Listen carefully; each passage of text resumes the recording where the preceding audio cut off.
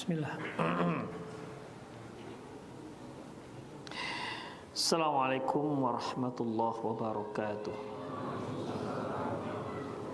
Innal hamdalillah nahmaduhu wa nasta'inuhu wa nastaghfiruh wa na'udzu billahi min shururi anfusina wa sayyiati a'malina.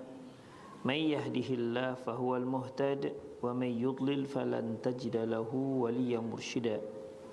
Asyhadu an la ilaha illallah wa asyhadu anna Muhammadan abduhu wa rasuluhu alladzi la nabiyya ba'dah.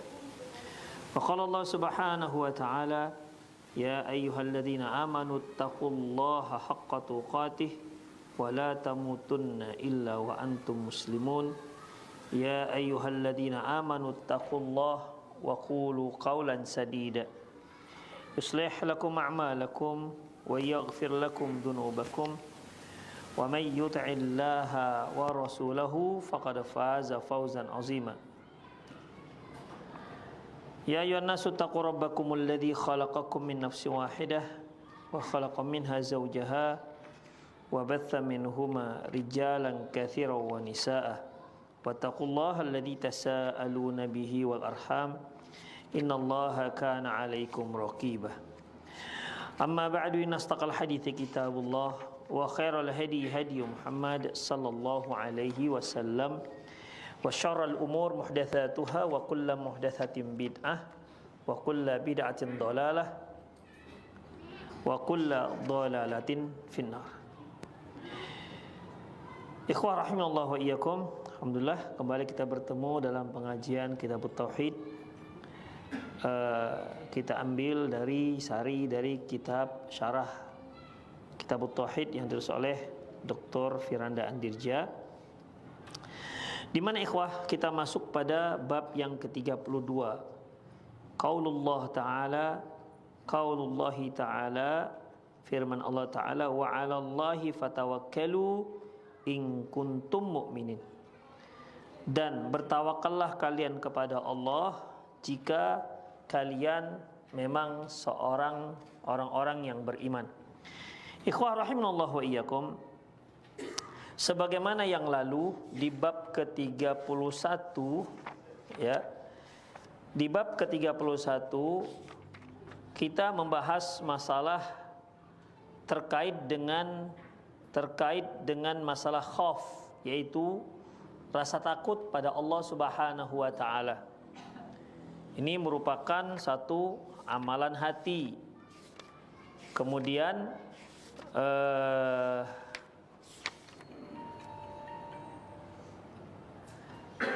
bab ke-30-nya terkait dengan cinta kepada Allah Subhanahu wa taala. Ini juga terkait dengan amalan hati. Mulai bab 30 membicarakan tentang cinta kepada Allah, takut kepada Allah. Kedua hal ini merupakan amalan hati. Dan yang sekarang ini terkait dengan tawakal kepada Allah. Wa 'alallahi fatawakkalu in kuntum mu'minin. Kepada Allah bertawakallah kalian jika kalian memang termasuk orang-orang yang beriman. Dan tawakal kepada Allah merupakan ibadah hati. Ya, tawakal itu hati yang berbicara. Hanya memang dalam masalah tawakal ini tentunya seperti sama mirip dengan masalah cinta. Seorang itu kalau dia menyatakan cinta kepada Allah, tentu dia harus melaksanakan konsekuensi sebuah cinta. Allah menyebutkan di antaranya, qul in kuntum tuhibbunallaha fattabi'uni yuhibbukumullah. Katakan ya Muhammad, apabila kalian cinta kepada Allah, maka ikuti aku. Kalau kalian sudah mengikuti aku, yuhibbukumullah, Allah akan mencintai kalian. Yuhibbukumullah wa yaghfir lakum dzunubakum, dan Allah akan ampuni dosa kalian. Itu konsekuensi sebuah cinta. Apabila ada seorang yang menyatakan hanya cinta, namun tidak melaksanakan konsekuensinya, urgensinya, maka bisa dipastikan cintanya tersebut tidak akan berbalas. Seperti yang dikatakan oleh Ibnu Qayyim rahimahullah, laisa sya'nu bi an tuhib walakinna sya'na bi an tuhab. Bukan permasalahannya engkau mencintai, tapi permasalahannya adalah engkau dicintai apa tidak. Semua orang kan mengatakan cinta kepada Allah, cinta kepada Rasulullah sallallahu alaihi wasallam. Tetapi apakah cintanya tersebut hanya lip service saja, hanya ucapan di bibir, ataukah ada hal-hal yang memang menunjukkan bahwasanya kita itu cinta kepada Allah dan cinta kepada Rasulullah sallallahu alaihi wasallam. Jangankan kepada Allah dan Rasulnya, kepada sama manusia saja, ya. Seorang ketika mengatakan dia mencintai orang lain, orang tersebut yang dia katakan dia cintai pasti akan menilai dengan tindak tanduk dan dengan sikap-sikapnya. Ya, itu akan ketahuan, dan banyak orang yang bersikap bahwasanya dengan tindak tanduk, dengan sikap, dan orang menyimpulkan bahwasanya orang ini mencintai orang si A, mencintai si B. Walaupun tidak ada kata-kata yang terucap bahwasanya dia mencintai si B, tapi orang bisa menilai. Seperti misalnya kecintaan seorang suami kepada istri. Seorang suami mencintai istrinya, banyak yang nggak pakai ucapan kata-kata I love you, you love, babe, yang, peang, tak apalah. Ikhwah, mungkin itu panggilan. Tapi kalau panggilan kan tidak bisa sebagai proyeksi daripada sebuah kecintaan. Istri antum akan bisa menilai antum itu cinta pada dia dengan sikap. Ya. Walaupun panggilan yang beb, ayang-ayang, ya. Itu hanyalah salah satu daripada tanda kecintaan. Tapi kalau yang namanya cinta itu hanya di bibir, tidak akan berbekas. Itu sama cinta kucing saja, tahu nggak kalau dia dicintai, disayangi? Tahu ikhwah, kucing itu loh.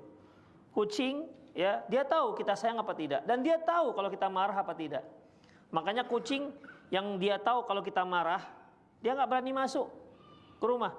Karena begitu dia mau masuk rumah sudah kita bentak, sudah kita usir, hus. Tahu dia nggak suka. Apa yang dia lakukan? Dia nggak masuk. Pertama, dia akan duduk-duduk depan pintu. Kalau dilihatnya kita nggak mengusir dia akan masuk lewat kusen pintu. Kalau dilihatnya kita biasa-biasa saja, dia akan masuk ke rumah kita. Itu ikhwah. Demikian. Tapi kalau dari awal sudah kita usir dia tahu bahwasanya kita nggak suka kalau dia masuk ke rumah kita. Nampak ikhwah, itu semua kan sikap, ya. Itu semua sikap.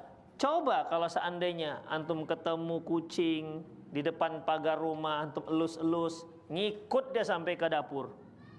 Dia tahu dia sedang dicinta. Demikian ikhwah. Orang yang dicinta tidak akan diusir. Sesuatu yang dicinta tidak akan diusir. Itu semua amalan hati ikhwah. Demikian juga takut.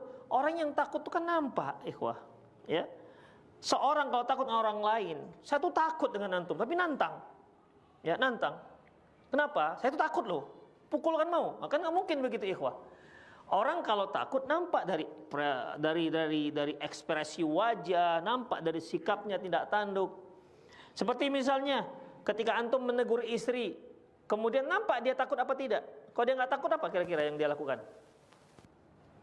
Hah? Manja. Dia akan manja. Tahu manja? Menjawab.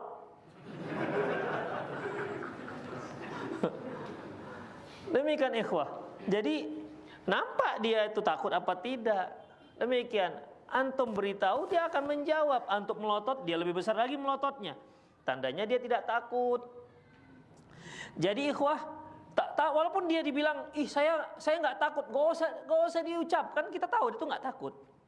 Kita tahu orang ini nggak segan, kita tahu orang ini nggak hormat, kita tahu dari semua sikap-sikap dan tindak tanduk itu merupakan proyeksi, refleksi daripada kata hati.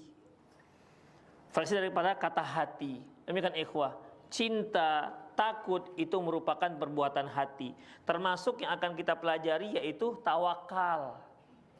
Ya, termasuk tawakal. Tawakal itu amalan hati sebagaimana cinta dan takut.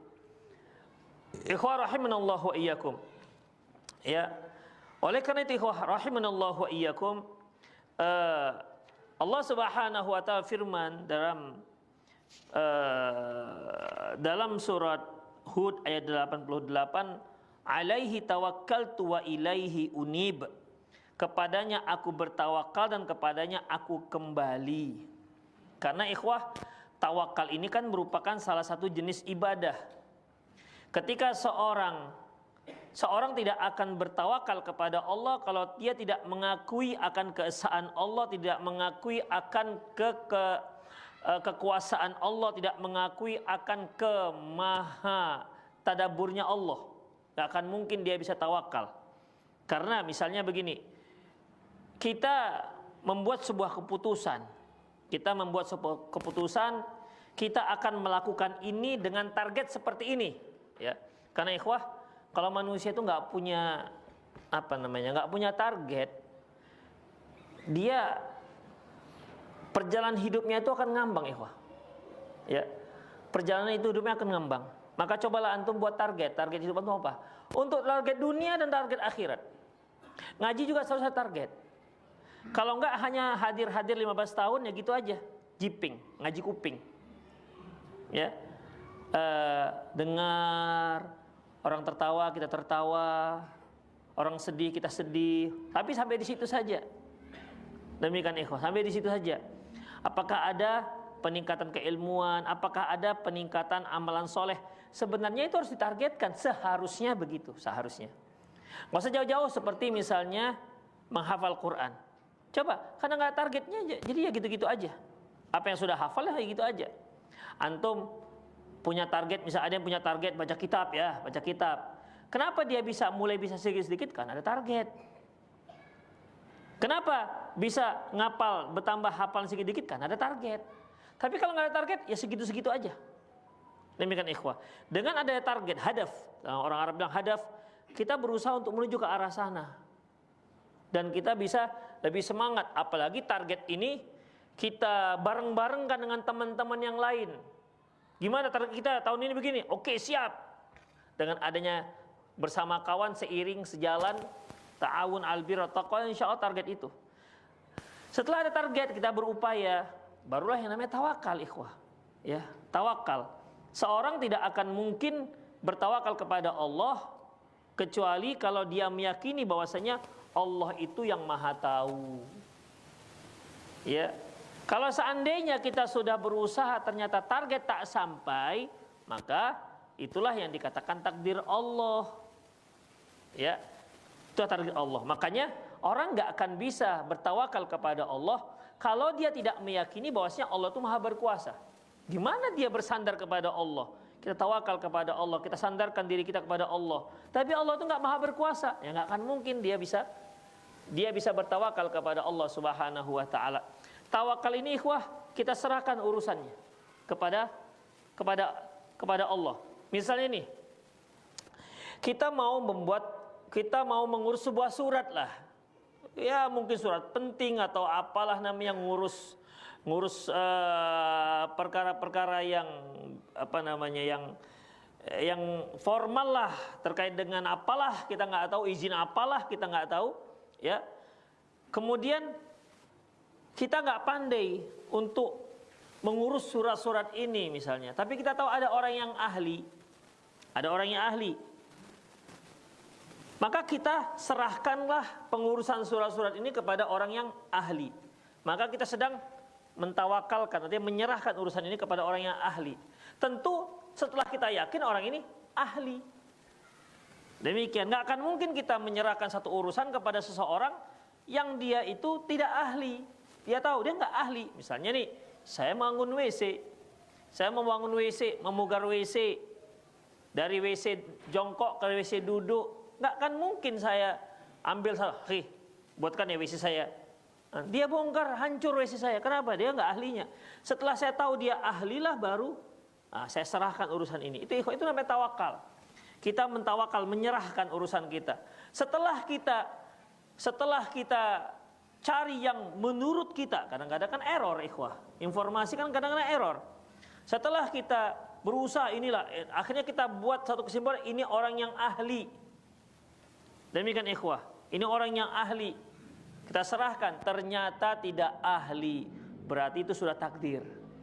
Karena kita sudah berupaya mencari yang ahli, ternyata kita salah, dia bukan ahli. Demikian ikhwah.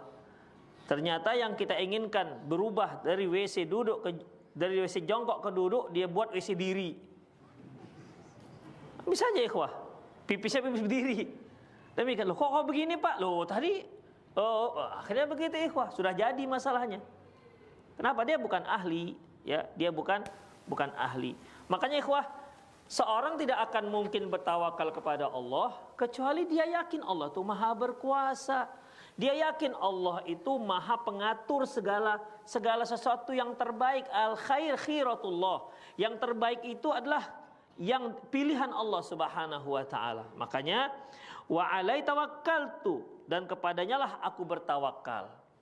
Kemudian dalam surah Al-Mulk ayat 29, Qul huwar rahmanu amanna bih wa alai tawakkalna, katakan ya Muhammad, dialah yang maha pengasih dan kami beriman kepadanya. Ini dua hal ikhwah. Dia maha pengasih dan kami beriman kepadanya. Ini kan menunjukkan kepercayaan kita yang mantap kepada Allah Subhanahu wa taala. Walaupun seandainya hasilnya tidak sesuai dengan apa yang kita inginkan, tapi kita tahu Allah itu maha pengasih. Apa yang dia tetapkan itu yang lebih baik untuk diri kita, walaupun gak sesuai dengan apa yang kita inginkan. Demikian ikhwah. Makanya dia yang maha pengasih, ya.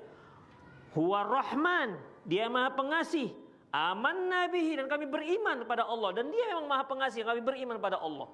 Baru kita tawakal, ya. Kalau kita tidak meyakini Allah maha pengasih, nanti kita akan jengkel dengan hasil yang kita lakukan. Kita akan jengkel dengan apa yang telah Allah tetapkan. Kenapa kok saya begini, kenapa begini. Saya sudah berusaha dengan semaksimal mungkin, kadang-kadang kaki jadi tangan, tangan jadi kaki, kenapa nggak ada hasil? Kawan sementara tenang-tenang saja dia berhasil. Demikian ikhwah, sepertinya kita nggak puas dengan apa yang hasilnya, padahal itu semua ketetapan Allah Subhanahu wa taala. Demikian ikhwah rahimanallah wa iyyakum.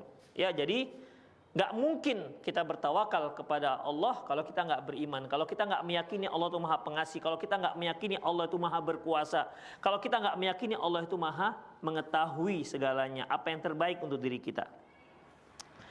Kemudian dalam surah Syura ayat 217 sampai 220, wa tawakkal 'alal 'azizir rahim. Bertawakallah kamu kepada Allah yang maha perkasa lagi maha penyayang. Bayangkan, perkasa artinya dia keputusan dia itu tidak bisa diganggu-gugat. Kemudian maha penyayang, tapi keputusan itu menunjukkan sayangnya Allah kepada kita. Misalnya begini ikhwah, tentunya seorang pemuda ketika dia kepingin punya keturunan, apa yang dia lakukan?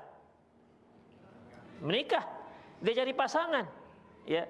Dia cari pasangan, maka dia akan berusaha mencari pasangan yang terbaik menurut dia. Maka dibidiklah salah seorang akhwat yang hafal 30 juz hadis 1000 misalnya. Ya, sementara dia bacaannya sampai Iqra 6. Misalnya, kan boleh kan? Haram. Enggak. Kan masalah halal. Masalahnya terima apa enggak terima aja masalahnya. Baik.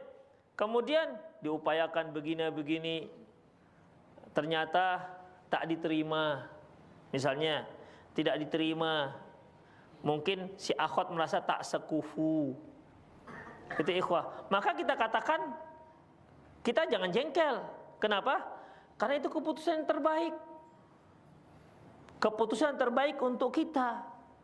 Nggak cocok ini akhwat untuk kita. Nanti kalau dia merojoah disuruhnya kita nanti, bang, simaklah 3 juz. Meleleh lah air mata 3 juz nengoknya. Nyimak 3 juz, sedang baca sendiri aja nggak ada 3 juz satu hari. Ya kalau bagi mereka hafizah kan biasa mereka menghafal. Sekian juz satu hari, sekian juz setor. Bang, setor lah bang, berapa juz dek? 2 juz saja bang. Aduh janganlah dek, 2 juz. Abang Iqra 3 aja belum sempat. Demikian berarti nggak cocok. Demikian ikhwah, nggak cocok. Oke lah, mungkin carilah yang kurang, yang 15 kurang juga. Ternyata cocoknya itu terimanya si akhwat yang trikul hafalnya. Itu ya, sama dengan antum misalnya sama-sama trikul tambah plus satu lagi forkul kan, kuliahul kafirun. Demikian misalnya, ya udah itu yang terbaik. Ya, itu yang terbaik untuk kita. Ya. Apa namanya? Karena rumah tangga itu kan harus seiring sejalan, bareng-bareng mau meningkatkan diri. Itulah dia. Ya, jadi kalau kita kepingin ideal, tentu kita maunya, misalnya seorang akhwat, kepinginnya calon suaminya siapa? Orang apa? Soleh, Ya kan? Alim, apalagi? Kaya, kaya apa kaya? Kaya, apalagi? Ganteng. Wah, ganteng, apalagi? Hah? Mapan lah, mapan. Ya, kaya mapan sama lah. Dari keturunan Jokowi mau? Nggak mau? Oke lah, yang lain aja. Kenapa kok antum ketawa? Itu Presiden Republik Indonesia yang keberapa itu? Terukir namanya sudah. Antum lurah aja enggak? Demikian. Yang keberapa? 7. Ada khilafiyah. Nggak rela. Antum nggak bisa mungkiri kenyataan. Ya. Kita tukarlah keturunan Imam Bonjol lah, gimana ya? Ada keturunan, ada darah Imam Bonjol misalnya. Demikian ikhwah. Jadi ada mengalir darah pahlawan, nah, gitu kan. Jadi itulah ya, itu idealnya. Tapi dari sekian persyaratan mungkin nggak semua dapat. Demikian ikhwah. Kalau seorang laki-laki kepinginnya seorang wanita itu gimana? Calon istrinya, baik untuk yang pertama maupun kedua, ketiga terserah. Yang pertama dulu lah. Cantik, cantiknya yang pertama. Cantik, oke, cantik. Apa lagi? Jangan soleh. LGBT antum nanti ya, soleh. Solehah. Apa lagi? Hah? Janda? Oh janda sih. Gadis lah, cari yang gadis. Udah. Tapi terserah antum lah, kalau selera janda juga nggak apa-apa. Banyak janda yang nganggur ini. Apa lagi? Kaya. Udah tadi ya? Oh, oke, kaya. Kaya, maksudnya bapaknya kaya, mamanya kaya, punya kapal pesiar 3, kemudian supermarket 16, dan keduanya mau meninggal dunia. Misalnya, ya sah-sah saja, nggak ada masalah. Kan itu yang terbaik, yang kita lihat kacamata kita terbaik, itulah dia. Demikian ikhwah. Namun ketika ternyata Allah memberikan jodoh yang tadinya kita kepingin yang tingginya 170, ternyata dapat ya cepet 45, ya sudahlah, gimana lagi? Ya, ternyata 145, beratnya 90 misalnya. Ya mau gimana lagi? Itulah yang terbaik untuk antum. Allah tahu di balik itu banyak hikmahnya. Itu jangan dikira kok begini, banyak hikmahnya ikhwah, yakinlah. Ya, antum kasih makan 3 hari tetap gemuk dia. Banyak stok lemaknya. Misalnya seperti itu. Udah, yang penting usaha, hasil tawakal kepada Allah Subhanahu wa taala. Makanya ikhwah, wa tawakkal 'alal azizir rahim. Bertawakallah kamu kepada Allah yang Maha Perkasa, karena memang enggak ada yang bisa menghalangi apa keinginan Allah. Kemudian Maha Penyayang. Kemudian alladzi yaraka hina taqum, yang melihat engkau ketika kau berdiri salat. Wa taqallubaka fis sajidin, dan ketika melihat perubahan gerakanmu dalam keadaan sujud. Innahu was-sami'ul alim, sungguhnya dia Maha mengetahui, Maha mendengar, lagi Maha mengetahui. Jadi ikhwah, dari mulai Maha Perkasa, Maha Penyayang, Maha mengetahui, kemudian Maha mendengar, itu semua merupakan unsur-unsur yang membuat kita menjadi tawakal kepada Allah. Itu ikhwah, ya. Makanya tawakal ini sangat erat hubungannya dengan tauhid asma wa sifat. Sangat erat hubungannya dengan tauhid asma wa sifat. Kemudian ditambah lagi dengan surah Al-Imran ayat 159, innallaha yuhibbul mutawakkilin. Sesungguhnya Allah itu menyukai, mencintai orang-orang yang bertawakal. Ini kan ikhwah. Bayangkan kita serahkan urusan kita kepada Allah, Allah suka dengan kita. Sementara kalau kita kan, kalau banyak orang-orang yang menyerahkan urusan ke kita, suka nggak kita? Hah? Suka, tapi wani piro. Itu dia. Kalau ada pironya semangat. Yang nggak semangatnya ada pironya. Demikian, kasih ini, diem gitu kan. Wani piro bang, baru semangat. Sekian, baru oke. Gasken, nah, gitu ya. Kalau udah duitnya masalahnya. Itu dia, kalau nggak ada duitnya itu yang penyandaran urusan, itu yang agak susah mencari orang-orang yang seperti ini. Bertugas tanpa dibayar. Itulah ikhwah rahimanallahu wa iyyakum. Jadi dalam masalah ini ya Allah itu suka dengan orang-orang yang bertawakal. Kemudian ikhwah azallahu wa iyyakum, tawakal itu tidak akan muncul, tidak akan terjadi kecuali dia dibangun di atas satu urusannya, itu dia sepenuhnya dia serahkan kepada Allah Subhanahu wa taala dan dengan melakukan sebab. Ya. Tawakal itu harus sebab. Ya, tawakal itu harus sebab. Misalnya kalau kita bertawakal, antum sholat bawa sepeda motor, kemudian sepeda motor diparkir, ada kunci kontak, ada kunci apa lagi? Kunci setang, apa lagi? Kunci ganda lah, gembok yang besar begini. Atau pakai jangkar lagi misalnya kalau enggak. Kenapa kita tidak yakin dengan kunci setang? Kenapa kita tambah dengan kunci ganda? Karena kita belum yakin dengan kunci setang. Demikian ikhwah, belum yakin. Maka kita tambahlah kunci ganda. Ketika kita merasa enggak yakin kita ini bisa dibuka, maka dibuatlah gembok depan, gembok belakang. Enggak yakin juga, antum akan carilah rantai kapal tuh, lilitkan dia ke tiang masjid. Kenapa? Karena belum yakin. Itu ikhwah, karena belum yakin. Nah, tawakal itu harus dengan yakin. Jadi kita serahkan kepada Allah Subhanahu wa taala. Karena apa? Kapan kita bisa menyerahkan diri kepada Allah urusan itu? Setelah kita yakin Allah itu yang maha semuanya. Kalau enggak bisa ikhwah.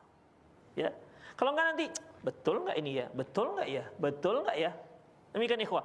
Seperti misalnya ketika Rasulullah mengatakan bahwasanya umroh dan haji itu bisa menghapuskan kefakiran. Itu kan perlu tawakal itu. Kok bisa menghapuskan kefakiran? Uang kita berkurang. Ya, alhamdulillah saya nggak punya travel, jadi jangan dikira ada travel di sini. Udah. Umroh itu kata Rasulullah bisa menghilangkan kefakiran. Nah, ini kan perlu keyakinan ini, ikhwah.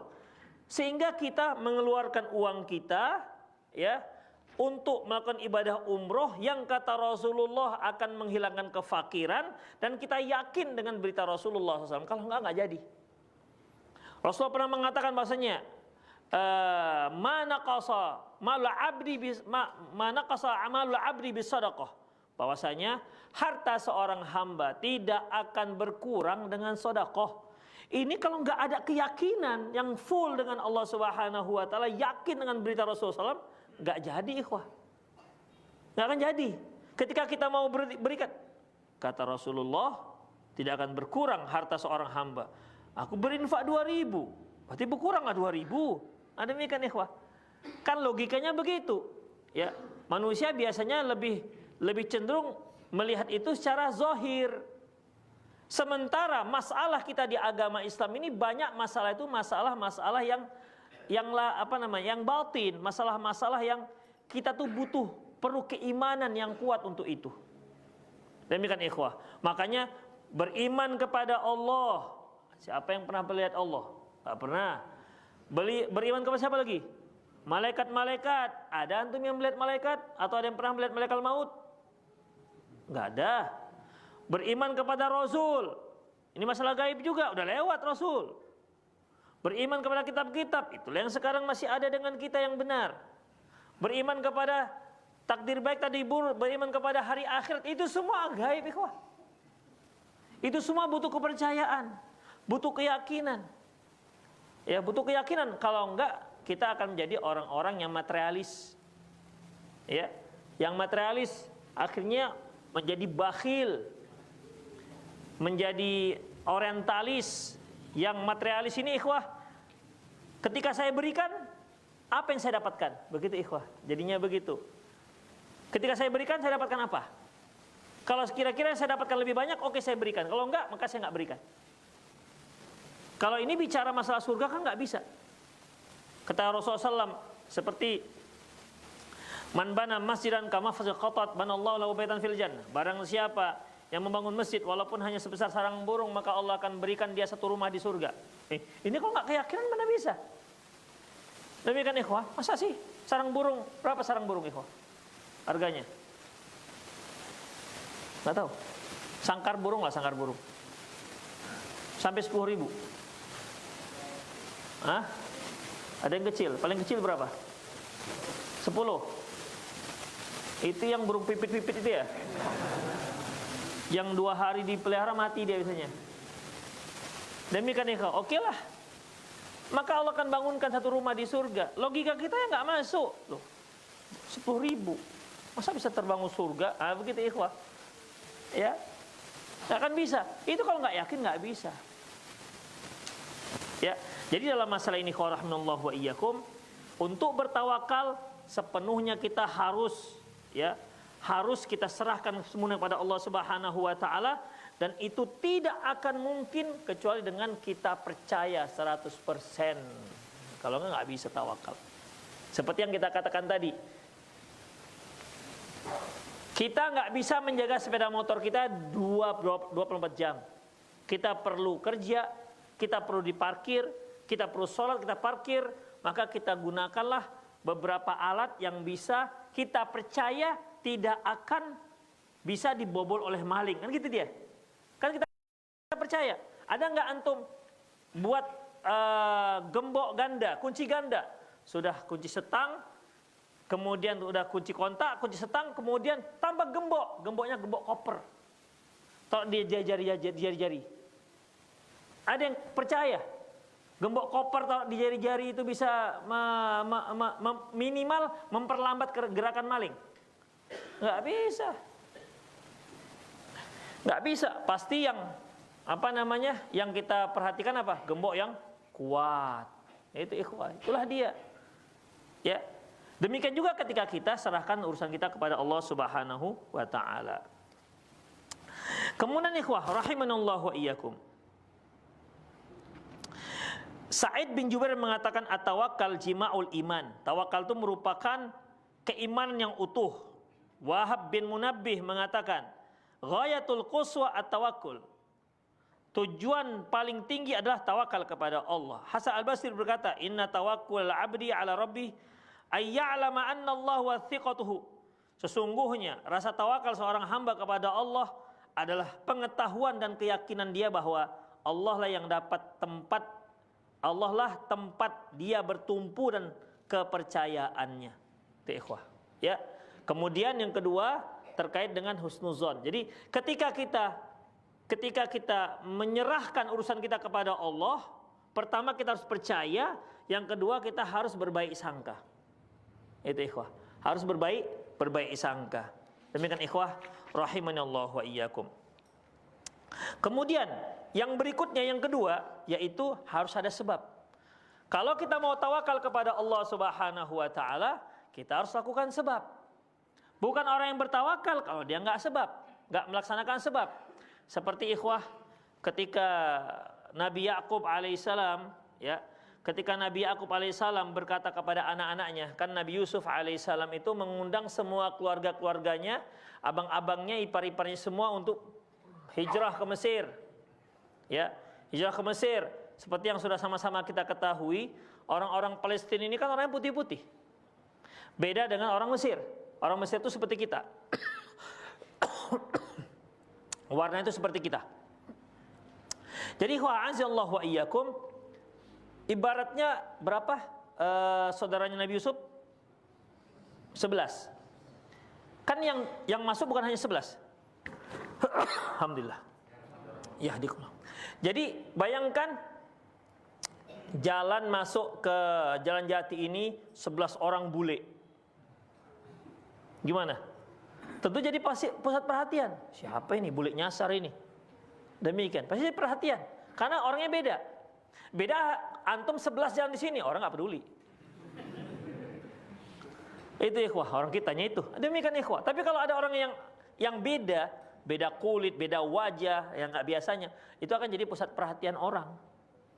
Makanya kata Nabi Yakub sebutkan dalam Al-Quran, ya bani yadkhulu min babi wa la tadkhulu min babi wahid wa dkhulu min abwabin mutafarriqah wa ma ughni ankum minallahi min syai' inil hukmu illa lillah alaihi tawakkaltu wa alaihi falyatawakkalul mutawakkilun. Wahai anak-anakku, Jangan kalian satu rombongan masuk dari satu pintu. Masuk dari pintu yang berbeda-beda. Para ulama menyebutkan kenapa Nabi Yakub alaihissalam memberikan perintah seperti itu. Pertama supaya nggak kena ain. Ada para mufasir mengatakan nggak punya ain. Kan ini orang ganteng-ganteng. Kalau Nabi Yusuf ganteng, ikhwah. Ganteng itu setengah. Syatrul jamal faqad utiya syatrul jamal. Diberikan dia setengah ketampanan.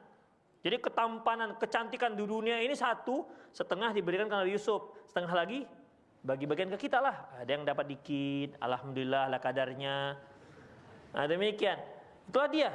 Ya, otomatis paling tidak kakak-kakaknya, abang-abangnya ya walaupun nggak seganteng Yusuf, ganteng lah dia. Demikian ikhwah. Jadi orang-orang ganteng yang lewat. Makanya ikhwah rahimallahu wa iyyakum, nanti jadi kena ain. Ada yang menyebutkan supaya tidak menjadi pusat perhatian. Wadukhulu min abwabi mutafarriqah. Masuklah kalian dari pintu yang berbeda-beda. Wa ma ughni ankum minallahi min syai'. Aku tidak bisa berbuat apapun terhadap Allah Subhanahu wa taala.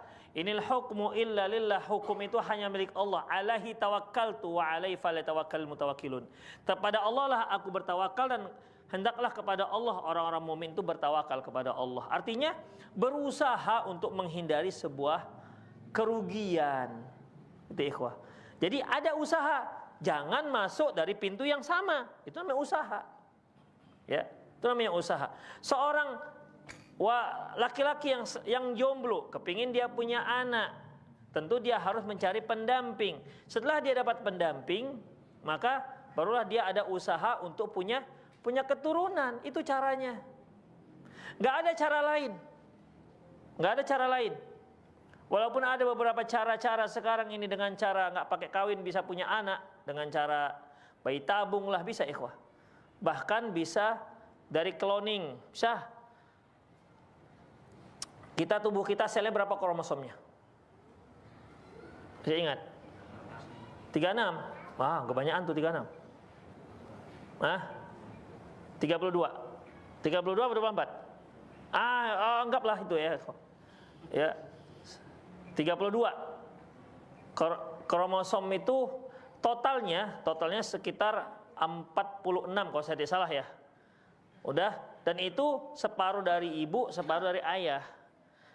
Ketika spermatozoanya itu menyatu dengan ovum, maka lengkaplah kromosomnya sehingga sel itu bisa berbelah.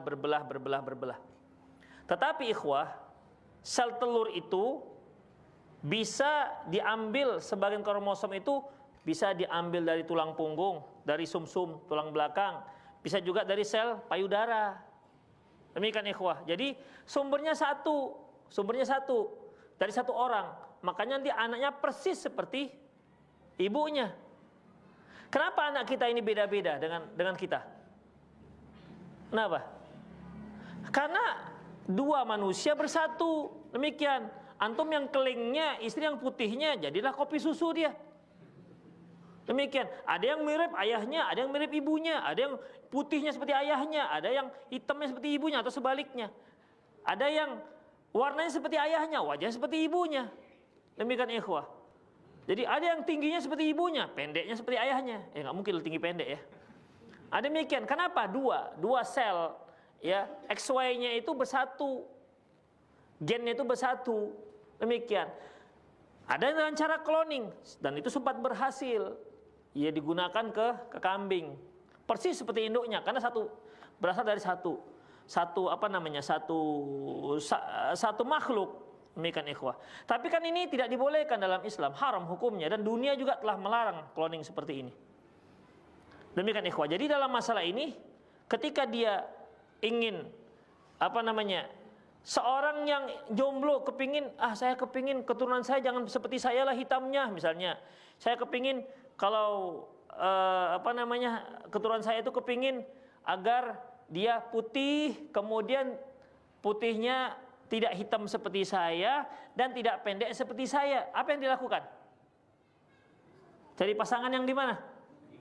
Putih dan tinggi. Demikian, ya. Enggak apa-apalah jelek. Dia pendek, hitam tapi ganteng. Akhirnya kan enggak apa-apalah cari yang agak-agak jelek tapi tinggi dan putih. Demikian, ternyata anaknya jeleknya ikut mamanya, pendeknya ikut bapaknya. Bisa begitu ya, Pak? Ada kisah kawan kita begitu. Jadi dia ingin memperbaiki keturunan waktu di Pakistan itu. Jadi dia cari yang Pakistan. Demikian, dia agak ganteng orangnya. Tapi kepinginnya kan ada darah-darah Pakistan. Ternyata kabarnya anak itu ngambil yang buru-buru semua. Rencananya kan nggak gitu, programnya nggak seperti itu. Tapi begitulah Allah yang menentukan, ikhwah. Tapi kan dia sudah berusaha. Itu termasuk hasil daripada tawakal. Itu ikhwah. Jadi kalau kita sudah usaha, kita ingin anak yang soleh, maka kita harus cari istri yang soleh. Sudah saya cari-cari, pilih-pilih segala macam. Ternyata yang didapati tidak sebagaimana ekspektasi kita misalnya. Iya kan, kalau dia masih belum jadi istri, belum jadi suami, kan yang terlihat bagus-bagusnya saja. Kalaupun ada dikit lah. Tapi kalau sudah jadi pasangan kita kan baru ketahuan. Gimana tindak tanduknya, suka tidurnya, dengkur, irama, intonasi dengkurnya, krak, krok, krok. Itu bisa kita tahu. Padahal kita tahu dia sangat ayu, kita tahu dia sangat sopan. Demikian, nggak belingsatan misalnya, tapi ternyata dengkurnya rupanya begitu, ikhwah. Masih mendingan kalau di rumah, di masjid. Demikian, ikhwah. Jadi intinya adalah, tapi kan usaha, ternyata itulah hasilnya. Ya udah, al khair khiratullah. Jadi tawakal itu, ikhwah, harus disertai dengan usaha. Itu dia, usaha. Nggak bisa kalau nggak ada usaha. Ya, orang yang dia bertawakal tanpa usaha, ya, itu mirip orang gila. Dia seorang jomblo, kepingin punya keturunan, ya sudah, saya tawakal kepada Allah. Kalau ada pasangan ya sudah, kalau nggak ada ya qadarullah masyafa'ala. Qadarullah masyafa'ala itu nggak boleh diucapkan kecuali sudah diusahakan. Ya, itu ikhwah. Ada usaha dulu baru ada qadarullah masyafa'ala. Kalau antum belum berusaha kemudian katakan qadarullah masyafa'ala, Allah takdirkan, dari mana ente tahu bahwa saya takdir ente seperti itu? Orang belum ada usaha, belum nampak hasilnya. Ucapan qadarullah masyafa'ala itu setelah kita tahu hasil, usaha, hasil. Demikian ikhwah. Ya. Antum dari pagi tidur aja dari rumah sampai sore.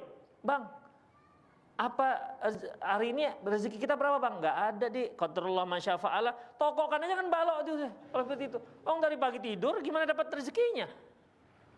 Demikian ikhwah. Rezeki dulu, cari dulu, usaha dulu, baru kalau nggak dapat qadarullah masyafa'ala. Gitu ikhwah. Itu namanya tawakal. Usaha setelah tawakal, setelah ada usaha. Demikian ikhwah. Saya berikan contoh ikhwah rahimanallahu wa iyyakum, seperti kisah Maryam alaihissalam. Maryam ikhwah, ketika dia baru melahirkan, yang umumnya kan wanita yang melahirkan itu kan lemas kan, lemah. Ya. Allah Subhanahu wa taala firman,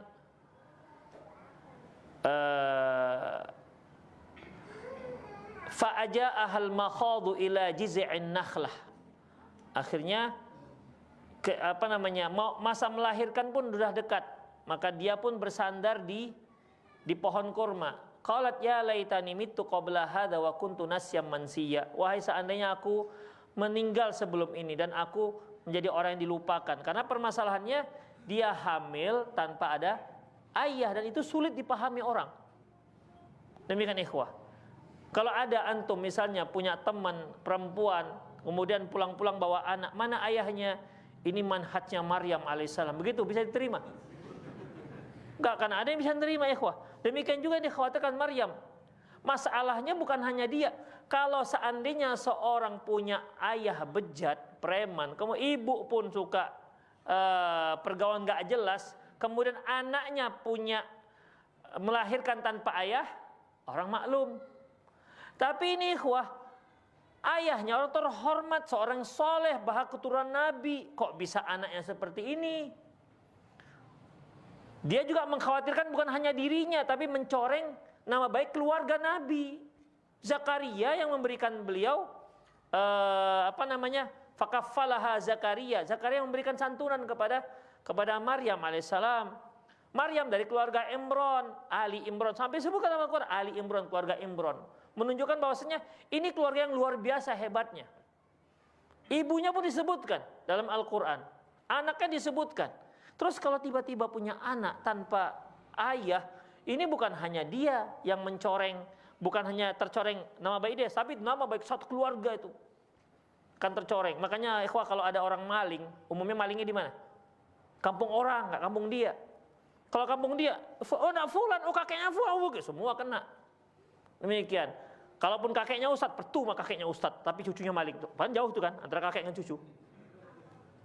Demikian ikhwah. Jadi itu yang dikhawatirkan. Makanya muncul ucapan wa kuntu nasyan mansiya. Tentu seandainya aku mati sebelum ini, tentu aku akan menjadi dilupakan. Tapi Allah Subhanahu wa taala memberikan kekuatan kepada Maryam. Wa huzzi ilaiki bi jiz'in nakhlah tusaqitu 'alaiki rutban janiyya. Antum pernah nengok ini kan? Nengok pohon korma yang berbuah? Udah. Kata Allah, Maryam, kamu goyang pohon korma, maka akan berjatuhan kurmanya. Antum bisa bayangkan nggak? Wanita yang baru melahirkan suruh goyang-goyang korma. Ikhwah, kalau goyang-goyang pohon jambu yang masih segini batangnya boleh lah. Ya kan? Pohon korma berbuah seberapa batangnya? Segini? Hah? Segini. Udah gede. Demikian. Terus goyang tuh pohon korma, biar kormanya jatuh. Pohon korma tuh kormanya di mana? Di ujung apa di bawah? Kan di atas. Coba bayangkan disuruh untuk menggoyang-goyang tuh pohon korma. Bayangkan, dia baru melahirkan. Demikian ikhwah. Tapi kan itu perintah. Dan Maryam alaihissalam tinggal laksanakan saja. Jangan, loh Allah gede loh pohon kormanya. Masa aku goyang-goyang? Gimana caranya aku goyang? Mana tolap? Demikian, mana sanggup? Gimana goyang-goyang pohon korma? Dia nggak begitu. Dia yakin ini perintah Allah. Dia yakin percaya dengan Allah Subhanahu wa ta'ala. Demikian, udah digoyang saja. Ya digoyang. Tergoyang. Dia jatuhan. Kan tidak harus begini-begini baru goyang.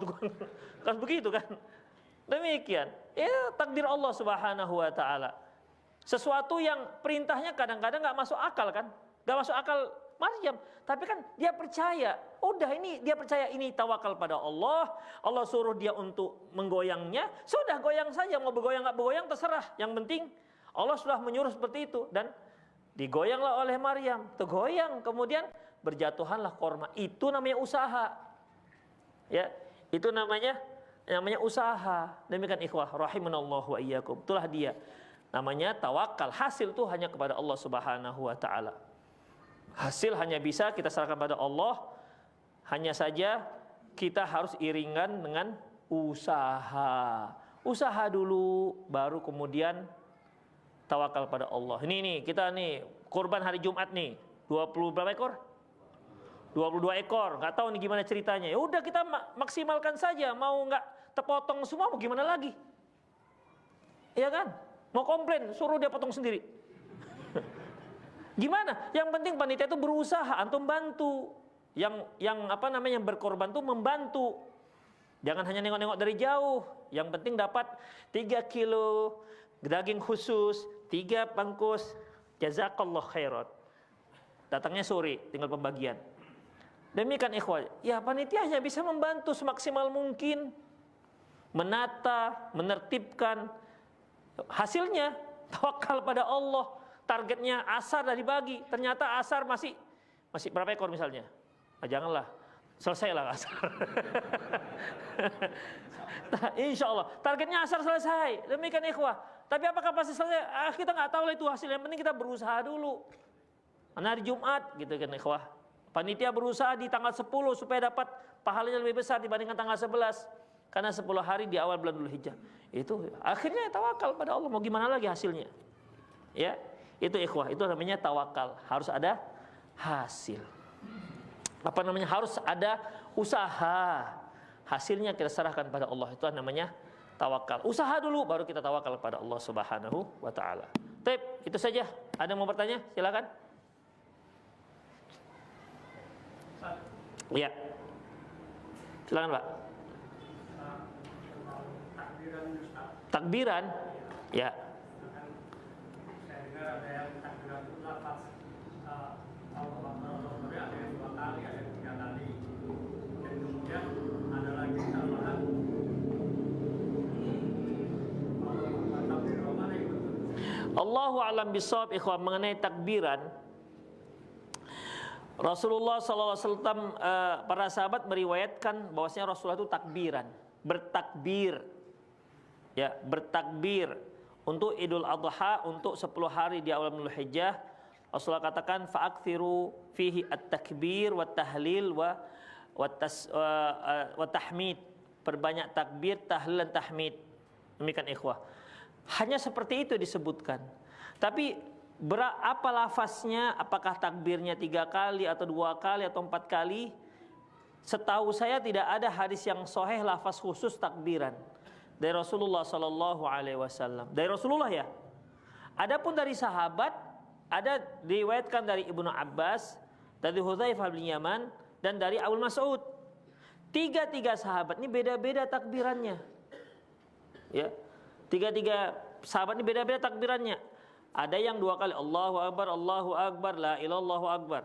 Ada yang Allahu Akbar, Allahu Akbar wa ajal, Allahu Akbar ala ma hadana. Begitu. Sekali-sekali pakai ini, saya lupa Ibnu Abbas atau Hudzaifah bin Yaman. Allahu Akbar, la ilaha illallah, Allahu Akbar, wa la ilaha, Allahu Akbar wa ajal, Allahu Akbar ala ma hadana. Apa pula sasek ha? Ada pula wa ajal. Sejak kapan ada takbir wa ajal? Padahal ada riwayatnya dari Abdullah. Saya lupa apakah Ibnu Mas'ud atau Ibnu Abbas. Tapi begitulah ikhwah. Jadi takbiran. Jadi Allahu a'lam bissawab, ya. Saudi beda, enggak seperti yang tiga sahabat tadi. Saudi Allahu Akbar, la ilaha illallah, Allahu Akbar, Allahu Akbar kabira walhamdulillahi katsira wa subhanallahi bukratan wa asila wa sallallahu ala nabiyina Muhammad wa ala alihi wa sahbihi wa sallama tasliman katsira. Itu enggak ada dasarnya itu. Setahu saya enggak ada riwayatnya. Di Indonesia lebih panjang lagi. Allahu Akbar kabira. Gitu kan. Walhamdulillahi katsira. Nanti ada walau karihal kafirun wa qalam musyrikun dan seterusnya. Ya, Allahu a'lam bishawab. Ikhwan rahimanallahu wa iyyakum. Selama disebut takbiran, maka dibolehkan. Saya nggak berani katakan bid'ah karena memang nggak ada lafaz yang pas, yang jelas dari Rasulullah SAW. 3 sahabat beda takbirannya, lafaznya. Tapi kalau mau yang paling bagus ya ikuti saja, pilih salah satu tadi takbiran yang 3 sahabat. Tapi kalau yang selain itu, seperti yang di Saudi kan kumandangkan, ada ada selawatnya. Apakah itu bid'ah? Allahu alam, enggak berani saya katakan bid'ah. Ya, itu ikhwah. Beda halnya kalau sudah ada lafaznya khusus dari Rasulullah SAW. Itu dia. Nah, kalau kita kan ada ya, kalau Muhammadiyah takbirnya 2 kali, ya kan? Kalau Al-Wasliyah takbirnya 3 kali. Kalau antum 4 kali, biar beda sedikit. Ini mau beda-bedaan. Demikian. Ya, itulah di ikhwah. Allahu a'lam bishawab. Jadi yang penting Bang Amir takbiran aja ya. Udah, serah mau gimana. Ya, tapi jangan ujung-ujungnya Allahumma inni a'udzubika min khubuthi wal khaba'is. Jangan sambungkan itu. Yang penting takbiran. Takbiran itu isinya takbir, tahlil dan tahmid. Itu isinya. Allahu a'lam bishawab. Saya nggak berani mengatakan kalau yang selain daripada yang 3 itu bid'ah. Ada yang bertanya langsung? Silahkan. Kita baca dulu nih. Ustadz, apabila wanita hamil tidak bisa berpuasa, apakah sebaiknya diqodho atau bayar fidyah? Apakah sebaiknya diqodho atau bayar fidyah? Kalau memang disanggup qodho, kalau nggak sanggup fidyah. Mengenai kunut subuh, apakah Imam Syafi'i bisa dikatakan melakukan bid'ah dalam agama? Ikhwan rahimanallahu wa iyyakum. Kok nggak selesai ini tanya ya?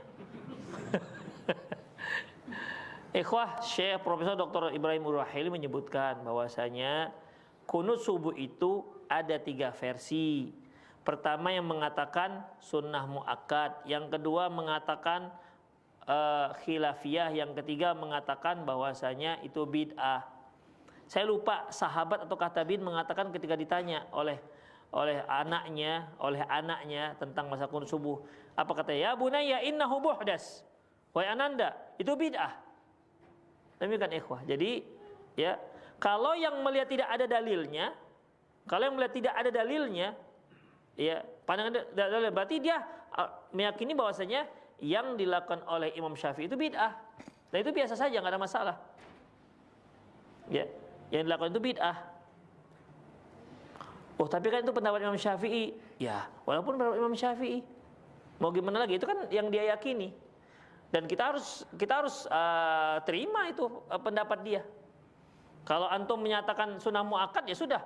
Menurut saya sunnah muakkad, ya sudah, selesai. Menurut saya bid'ah gitu. Menurut kamu dia sunnah muakkad, sudah. Selesai sampai di situ. Tidak harus, berarti kamu membid'ahkan Imam Syafi'i. Berarti Imam Syafi'i itu sesat. Berarti Imam Syafi'i itu masuk neraka. Kenapa kok sampai ke sana jauh kali ceritanya? Ya.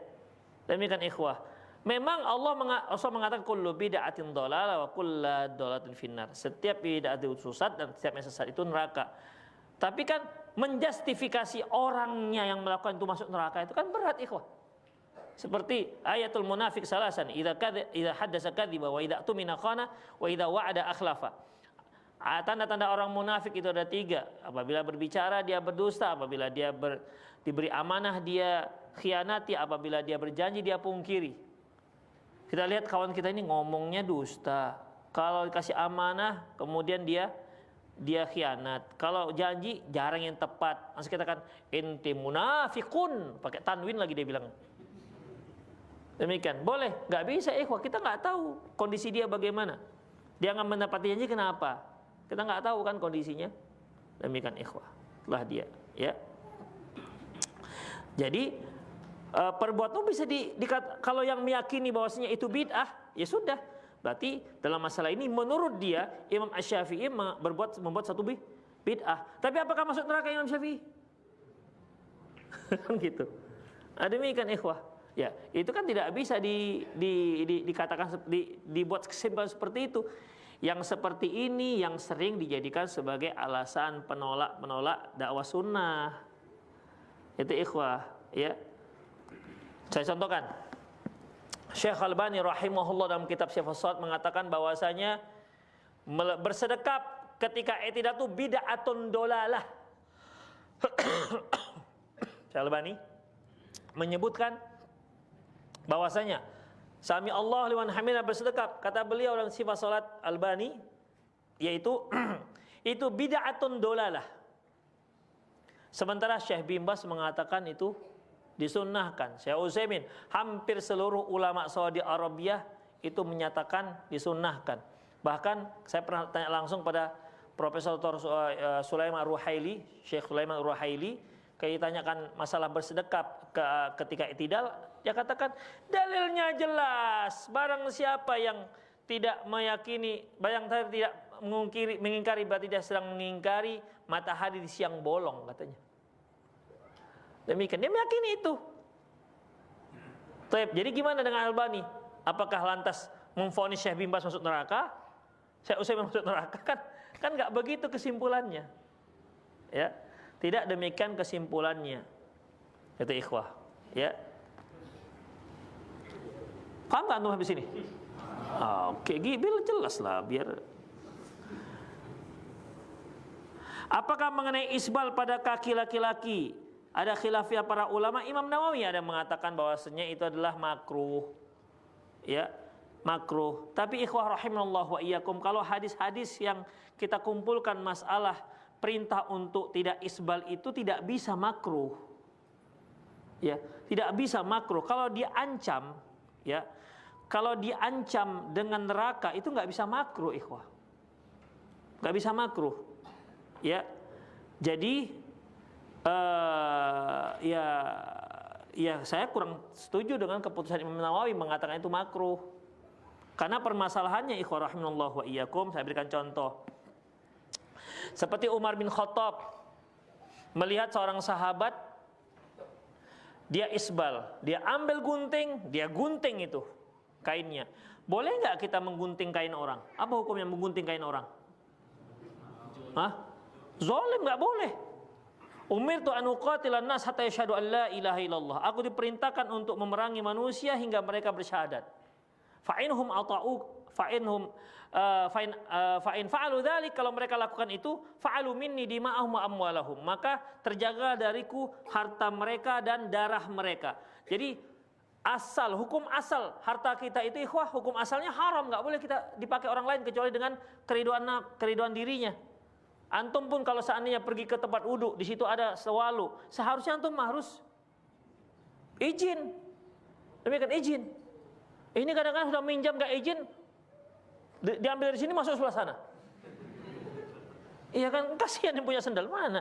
Memang sih cuma 3.000 5.000 harganya, tapi kan membuat orang kelimpungan. Itu seharusnya izin, haram nggak izin. Tapi kalau untuk kita izinkan aja lah ikhwah ya. Izinkan aja. Kecuali antum pakai sendal kulit bagus baru beli dibawa tempat uduk dibasahi untuk nyuci kaki, kalau itu kelewat lah tentang jelas itu. Demikian. Sendal swallow kan memang biasa amfibi, dia main di air, main di kering.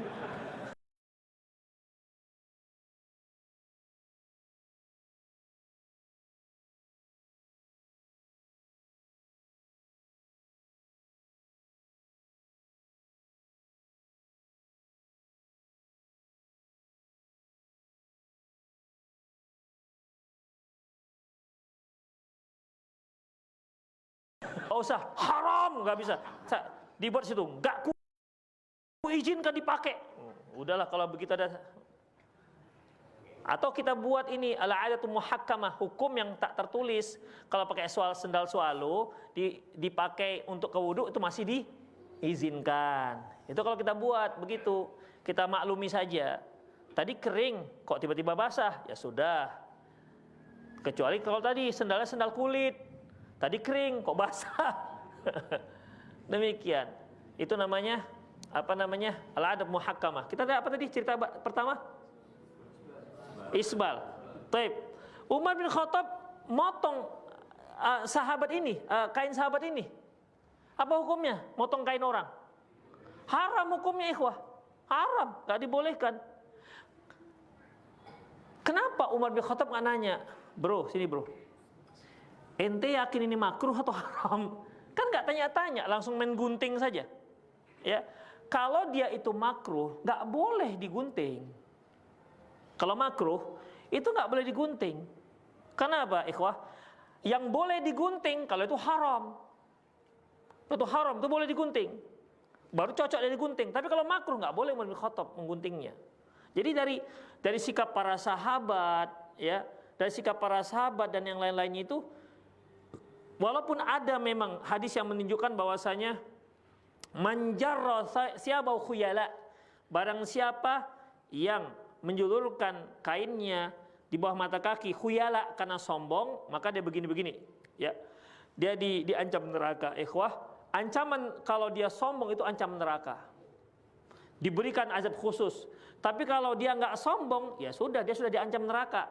Untuk yang ada kesombongan, diberikan azab khusus lebih parah lagi.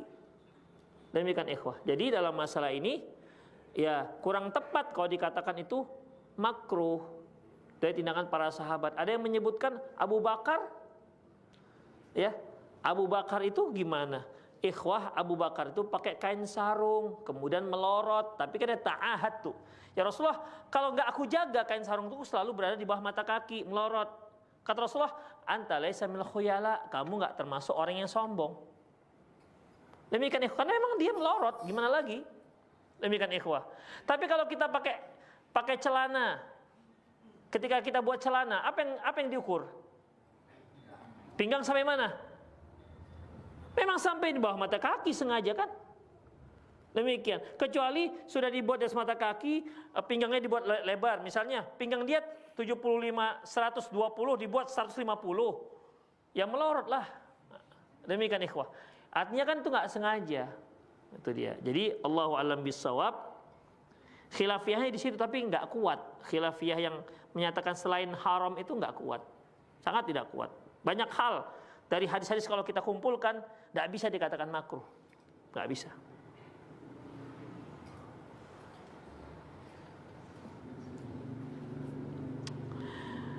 Apa hukum memotong kuku rambut di bulan Dzulhijjah, terutama sebelum berkorban? Ya hukum asalnya boleh-boleh aja. Kenapa? Potong kuku. Yang jadi permasalahan kan ini kan syariatnya bagi yang berkurban. Kalau yang nggak berkurban nggak ada hukumnya, silahkan. Ya, hanya kalau yang berkurban, sebagaimana hadis yang diriwayatkan dari Ummu Salamah, "Idza ra'aitum hilal dzulhijjah wa arada ahadukum ayudhi, fala yamassanna min sya'ri wa adfari syai'a." Barang siapa yang sudah melihat hilal Dzulhijjah dan dia punya hewan yang akan dia sembelih, janganlah dia potong rambut dan kukunya. Dalam hadis yang lain yang diriwayatkan Imam Muslim dan Imam Nasai sebutkan hatta yudhi, sampai dia menyembelih kurbannya. Apa hukumnya ikhwah rahimallahu wa iyyakum? Allahu a'lam bissawab. Kalau jumhur para ulama, mayoritas para ulama, mereka cenderung pada pendapat yang menyatakan makruh tidak sampai haram. Ya, salah satu dalilnya yaitu dari Aisyah radhiyallahu anha menyebutkan bahwasanya beliau telah menyediakan hewan kurban sampai hari penyembelihan, tidak ada satu hal pun yang beliau haramkan. Lebih kurang begitulah, saya lupa. Lebih kurang yang dijadikan dalil, beliau tidak ada mengharamkan apapun dalam masalah terkait dengan Dzulhijjah. Itu yang jumhur, ya itu yang jumhur. Adapun kalau kita lihat dari Sahih Fiqh Sunnah, penulis Sahih Fiqh Sunnah ini beliau nggak berani merojehkan dalam Sahih Fiqh Sunnah. Dikatakan wajib memang haram memang kuat karena fala yamassanna min sya'rihi wa adfari syai'a. Janganlah sekali-sekali yamassanna, ada nun taukid. Dari larangan tuh pakai nun taukid. Kalau al aslu fil mani yufidu tahrim. Pada asalnya larangan itu kan haram, ditambah lagi nun taukid. Jadi lebih diberatkan lagi dia. Makanya inilah dijadikan sebagai dasar yang mengharamkan. Jadi intinya ikhwah, supaya tidak masuk dalam masalah khilafiyah, udah tanggal 1 itu jangan lagi dipotong rambut, potong kuku. Kayak kemarin itu Selasa kan, diingatkan supaya bersih-bersih. Demikian supaya tidak risih. Demikian ikhwah, tidak risih dengan bulu-bulu yang sudah panjang ditambah 10 hari, kuku yang panjang. Demikian ikhwah, ya. Jadi lebih baik ya kita jaga daripada kalau kita potong kemudian kita masuk pada masalah khilafiyah. Kan bisa nggak kita lakukan, ya. Allahu a'lam bishawab. Tapi jumhur mayoritas ulama mengatakan apa? Makruh. Allahu a'lam. Saya menemukan dompet tanpa ada identitas apapun. Apakah bisa mengumumkannya di sosmed? Nanti dompet yang dibuang orang, nggak ada identitas. Ada duitnya apa enggak? Dompet aja masih bagus atau udah rusak? Karena nggak ada identitasnya ikhwah. Kalau memang dilihat di situ ada kartu-kartu yang memang yang perlu, maka enggak apa-apa antum umumkan aja di sosmed. Bagus itu. Semoga ada yang punya. Ustadz, sholat id dianjurkan dikerjakan di lapangan, namun kebanyakan dilakukan di masjid saat ini. Apakah sholat id diadakan di masjid? Apakah benar tidak boleh mengerjakan sholat sunnah seperti sholat tahiyat masjid? Apakah benar tidak boleh mengerjakan sholat sunnah seperti sholat tahiyat masjid dan sholat duha sebelum mengerjakan sholat id? Ikhwah, kalau seandainya antum mengerjakannya pelaksanaan sholat id itu di masjid, dikarenakan masjidnya lebih lapang dibandingkan sholat sunnah dibandingkan lapangannya. Karena ada kan masjidnya lebih lapang dibandingkan lapangannya. Demikian, kita alhamdulillah lapangan lebih lapang dibandingkan masjidnya. Ya kita nggak tahu pada satu hari nanti ternyata masjidnya harus dilebarkan, lapangannya udah nggak ada. Demikian, ya. Jadi kalau dahulu karena masjidnya kecil nggak bisa menampung semua kaum muslimin, maka tempatnya dibuat di musola, kecuali ketika ada hujan, balik ke masjid. Karena kan harus berkumpul, laki-laki perempuan kumpul semua, bukan hanya laki-laki. Kalau Jumat kan penuh. Tapi untuk Id bukan hanya perempuan yang suci, perempuan yang haid juga dianjurkan untuk diboyong keluar. Yang wanita pingitan, pokoknya semua anggota keluarga diboyong semua ikut masuk ke sholat Id. Berarti kan perlu lapangan besar. Sementara masjid tidak mencukupi. Itu ikhwah, rahimanallah wa iyyakum. Ya, jadi ya sunnahnya di lapangan jika memang lapangan itu lebih besar. Tapi kalau lapangan kita misalnya masjidnya besar, lapangannya kecil, parkir itu mana nih? Lapangan apa di masjid? Demikian ya. Allahu a'lam bissawab.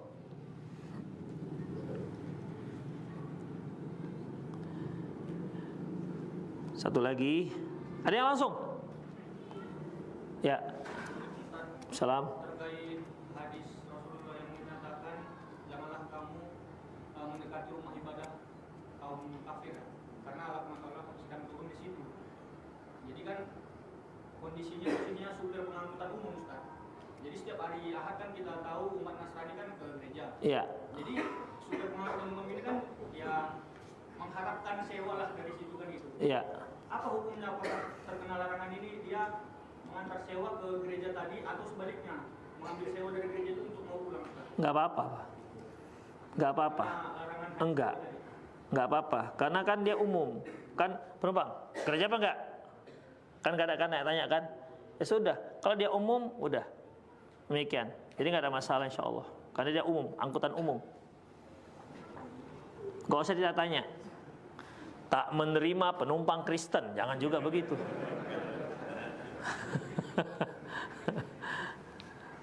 Nggak apa-apa kalau itu. Type satu lagi.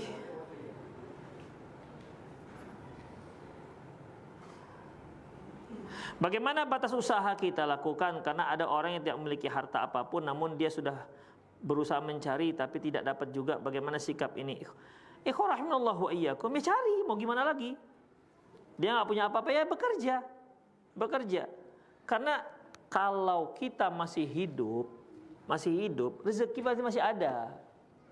Orang yang nggak ada lagi rezekinya sudah get out, sudah lock out dia dari dunia ini, sudah keluar dari dunia ini baru dia habis rezekinya. Makanya kita diperintahkan hanya untuk mencari, hasilnya Allah yang menentukan. Demikian. Yang bertanya ini pun kalau seandainya udah nggak ada rezekinya nggak akan bertanya dia ini. Nggak akan bertanya dia ini. Karena nggak bisa nanya lagi dia. Itu ikhwah. Jadi tetap ada. Yang penting kita usaha. Ikhwah, untuk kebutuhan pokok itu kan sebenarnya nggak mahal. Kebutuhan kita nggak mahal sebenarnya. Kita bisa nggak hidup hanya dengan makan pakai nasi, nggak pakai lauk? Bisa. Campur garam Himalaya udah gurih ya. Agak mahal sedikit Himalaya ya. Kayak kecap bisa hidup. Demikian ikhwah. Bisa. Yang mahal itu kan bukan biaya hidup sebenarnya. Apa yang mahal? Nah itu dia gengsinya yang mahal.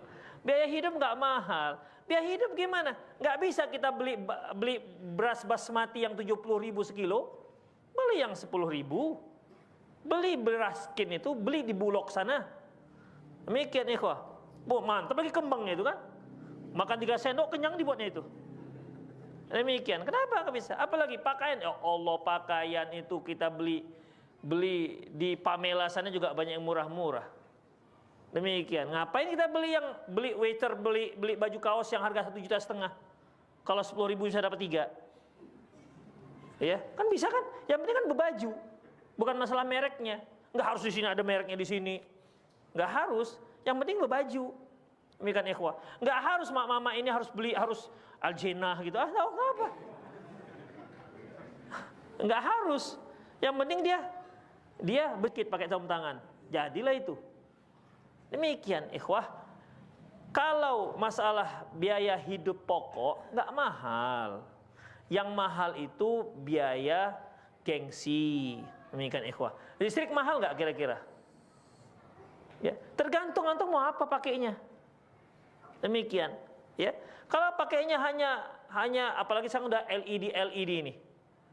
Ya kan sudah murah-murah. Kalau dulu ya pijar gitu kan, bu pijar udah lebih hemat-hemat ikhwah. Ya tentu nggak usah pakai kulkas lah. Demikian ikhwah, nggak usah pakai kulkas. Nggak usah pakai mesin cuci, pakai papan cuci yang gede gitu aja, krek gitu kan. Bersih juga insya Allah. Orang dulu mak kita, nenek kita hidup pakai itu. Kenapa kita nggak bisa hidup pakai yang seperti itu kalau memang nggak sanggup? Apa emang harus hidup harus ada kulkas? Antum ingat nggak mak antum dulu pakai kulkas apa nggak? Kan enggaknya, kok bisa hidup mereka? Buktinya antum ada. Kalau mereka mati antum enggak ada. Demikian. Bisa mereka hidup. Demikian ikhwah kan. Jadi itulah dia. Jadi yang penting itu usaha saja. Kemudian kebutuhan kita sesuaikan dengan hasilnya. Jangan besar pasak daripada tiang. Demikian. Dapat 20.000. Pulang-pulang bawa sate matang 40.000. Demikian tekor kan 20.000. Udah 20.000 beli apa? Bisa beli apa? Untuk satu hari kebutuhan atau keluarga apa? Hah? Apa? Ubi bisa. Bisa nggak kenyangan ubi itu? Bisa, apalagi kan teman-teman nggak apa-apa ikan dibakar tapi makan nasi ditiup, kan, insya Allah hidup. Demikian, bayangkan aja makan sebagai ikan sambil meneteskan air mata. Bisa, kenapa nggak bisa? Bisa, ikhwah. Ya bisa. Jadi kok jual roti bisa hidup, masya Allah. Dulu ngitung duitnya pun pakai waria Hong 100 itu. Saking repotnya, udah disamakan aja ratanya. Ini berarti 1.000. Ini kan ikhwah. Makanya istri senang kali tuh kalau banyak sisanya, karena banyak roti. Demikian senang-senang aja, nggak ada masalah. Yang penting usaha aja ikhwah. Ya, usaha saja. Kalau kita hasil, itulah. Nanti gaji 1 juta cukup, naik 2 juta cukup, naik 3 juta cukup, 15 juta cukup juga. Terus yang lebihnya kapan? Tinggal gaya hidup berarti. Demikian. Waktu gajinya 2 juta naik sepeda. Begitu gajinya 3 juta beli sepeda motor. Nanti gajinya 10 juta naik mobil. Demikian. Naik lagi pakai Alphard. Lagi naik jet dia. Ya begitu. Itu kan kebutuhan tertier. Itu ikhwah. Yang penting ikhwah, kita tuh usaha saja, hasil kita serahkan kepada Allah. Yang penting dia bekerja. Dulu di depan, antum tahu musola AMD apa namanya? Yang depan, kan ada masjid tuh, depannya ada musola. Dulu di seberang itu ada nenek-nenek, Allahu alam apakah sudah meninggal atau enggak. Ada nenek di situ jual lontong, udah tua. Saya lupa neneknya apa namanya, nenek itu kan. Di seberang mana di kasiran? Masih hidup kasiran kan?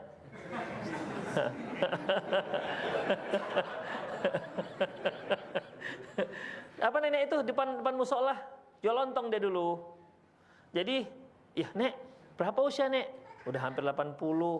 Masih jual lontong nek. Ya nggak apa-apa lah dia kerja nenek. Yang penting kalau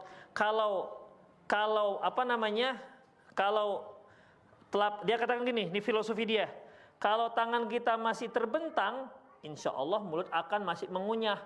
Tapi kalau tangan kita gelenggem, maka mulut kita mingkem katanya. Nah itu dia. Artinya kalau masih bekerja, masih akan makan. Tapi kalau nggak kerja, itulah genggam tangannya, maka mulutnya mingkem, nggak bisa makan. Nenek-nenek itu nenek-nenek ikhwah. Sekarang kan nenek-nenek. Itulah dia, ya. Itu bagus juga itu. Artinya dia punya dedikasi, itu ikhwah, dedikasi.